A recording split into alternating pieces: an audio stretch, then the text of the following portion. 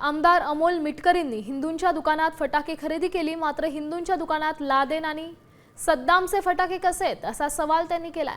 आज मुस्लिमांच्या नावाचे असलेले फटाके खरेदी केले आणि ते संग्राम जगतापांना पाठवणार असल्याचंही मिटकरी म्हणाले।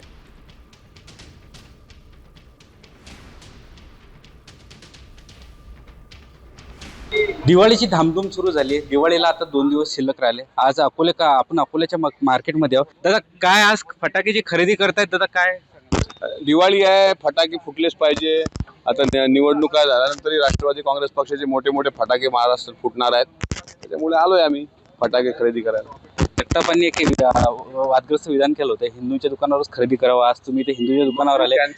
त्यांचं वादग्रस्त विधान शिरसावंदे मानून मी हिंदूंच्याच दुकानावर फटाके खरेदी करायला आलोय। हनुमानजीचा फोटो आहे, म्हटलं जायचंच नाही मुसलमानांकडे खरेदी करायला, पण इथे येऊन पाहतो तो एक लादेन फटाका बनवतात, आता सद्दाम फटाका पण आहे।